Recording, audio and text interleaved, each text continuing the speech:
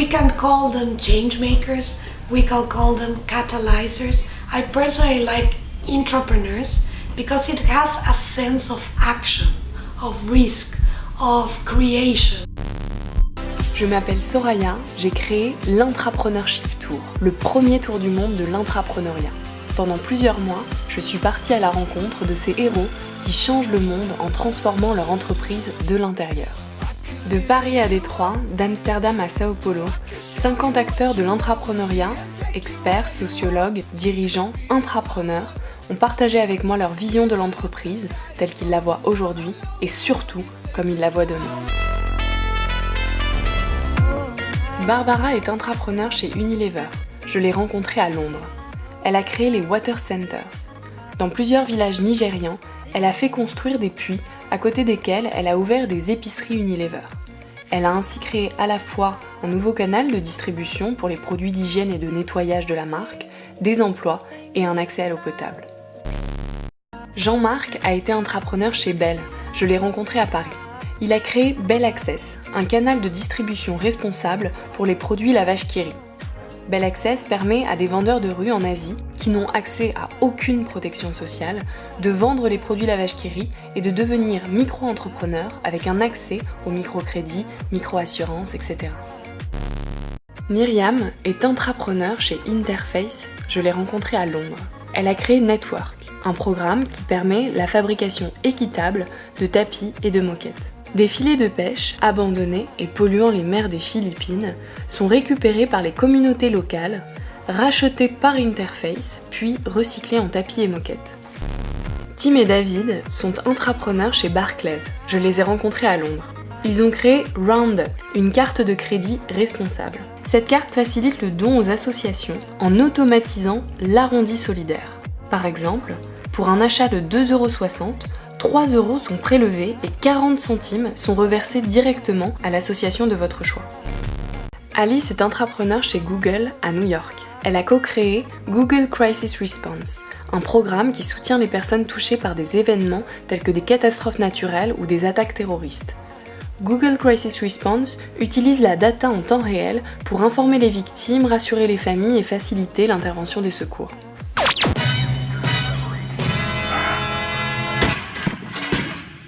I messed up so big time. There's something interesting here is that one, if you're going to drive that type of change without authority, where is your motivation coming from? You are letting yourself in for a world of pain.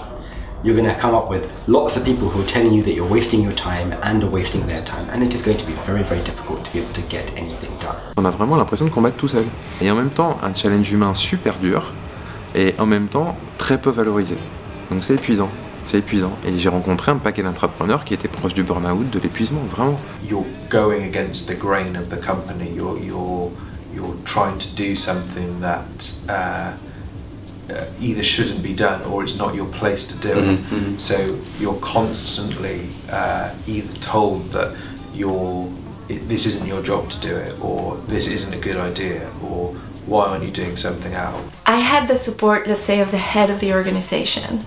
I did not have the support of middle management. And at the moment I felt like, who cares? Well, that definitely backfired. I went directly to the CEO and kind of told on the manager, which was awful after that, because then the CEO eventually left and I was left with a middle manager that didn't like me at all. The risk that intrapreneurs need to be very conscious of is that they become seen as the kind of do-gooder who's not thinking about making money for the company.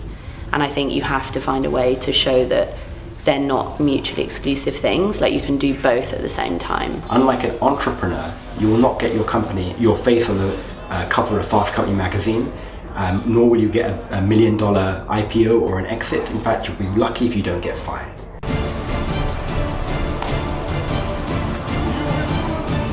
Il y a un truc qu'ils ont tous en commun, c'est cette espèce de moteur dans le ventre, quoi.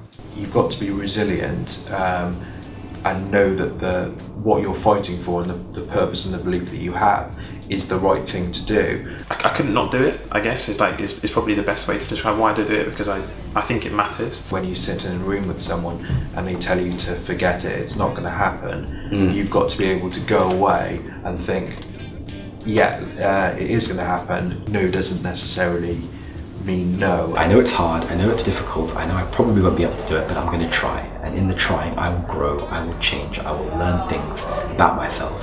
And even if I shoot for the moon and I miss, then I'll still hit the stars. That has to be a good thing.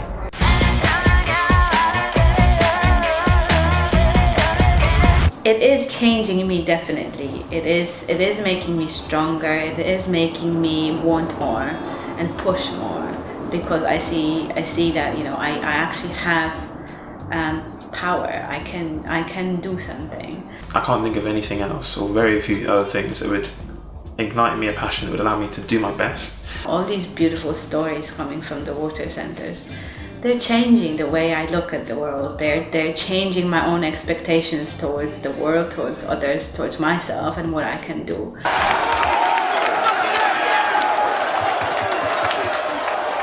Pourquoi Airbnb n'a pas été inventé par Accor? Pourquoi Uber n'a pas été inventé par Taxi G7? Pourquoi? Voilà. Il y a un moment donné où ces idées-là, elles auraient pu, à mon avis, c'est un pari, j'en sais rien, mais je pense sincèrement que ces idées-là, elles auraient pu être exprimées dans l'entreprise. Elles auraient pu être exprimées par des collaborateurs d'Accor qui sont proches du marché, proches des consommateurs. Potentiellement, elles ont été exprimées, mais on n'a pas laissé à ces personnes-là la liberté réellement de créer sur ces idées-là. It may not be comfortable for the companies to think about their youngest members of staff challenging the ways they've been doing for a long time, but that is where the real innovation is going to come. Le danger d'utiliser, je dirais, trop de freelance ou de consultants, je vais être provoquant vis-à-vis de ma fonction, mais c'est de perdre un peu l'identité de son entreprise. Donc l'entrepreneuriat est aussi un moyen de dire, voilà, ne peut-on pas faire émerger de l'innovation qui résonne avec les compétences uniques de l'entreprise.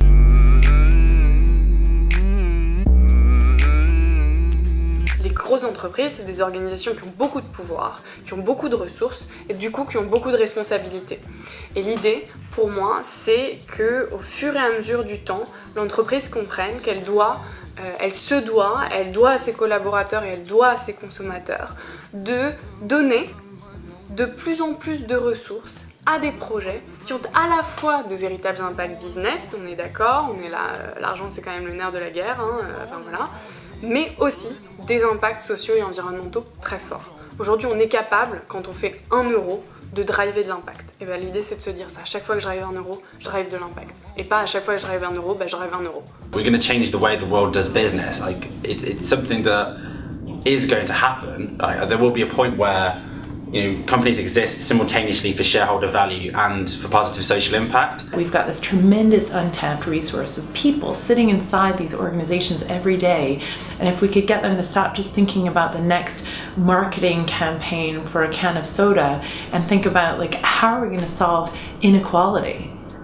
How powerful is that? And who wouldn't get up to go to work every day if those were the kinds of questions that they were answering? One of the big research questions for social entrepreneurship is always scaling. How do we scale solutions? And I think the Grameen Bank scaled a lot. But they were founded in 1976, and in 2006 they got the Peace Nobel Prize. So that's 30 years. When they got the Peace Nobel Prize, they had about 7.5 million customers. So 30 years for impacting 7.5 million customers. Compare that to M-Pesa, where you have 5 years and 17 million customers.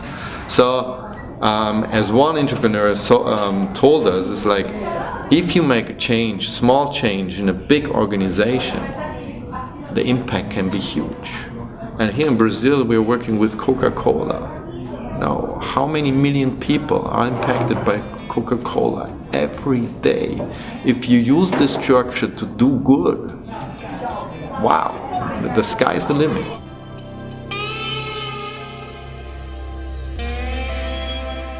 Aujourd'hui, quand on crée un projet, on se dit bon bah un tel a telle compétence, un tel a telle expertise, etc. Donc on va les réunir, on va les mettre ensemble et puis voilà. Ça c'est une équipe. Une tribu, pour moi, c'est se dire, on va réunir les gens en fonction de leur vision, en fonction de leur passion, en fonction de ce qui fait battre leur cœur en fait. Et ces gens-là, peu importe les compétences qu'ils ont, peu importe les expertises qu'ils ont, on va les réunir et ils vont créer quelque chose d'extraordinaire, juste parce qu'ils ont envie d'être là. I have learned one thing really interesting and powerful. When a guy like me or other people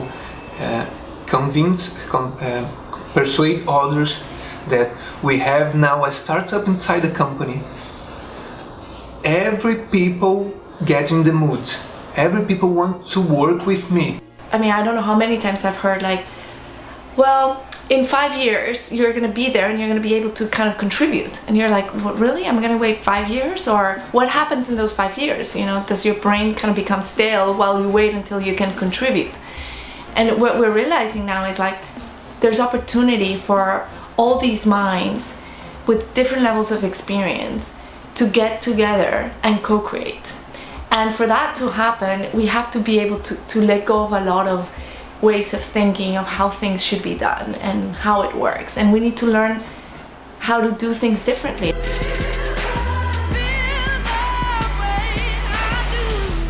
L'une des manières par lesquelles les entreprises peuvent permettre aux gens qui travaillent pour elles de se situer dans leur paysage, c'est en réduisant le paysage.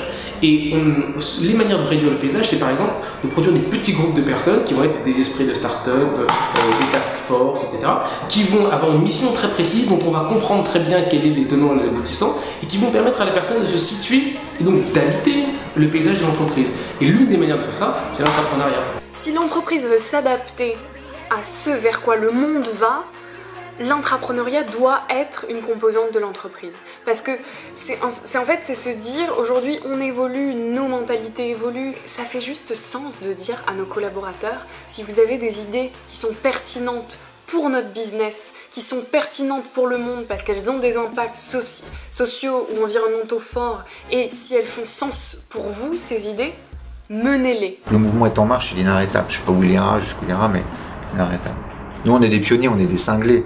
Mais dans 40 ans, on sera voilà, ceux qui étaient cool, quoi. Là, on n'est pas cool, mais on sera cool.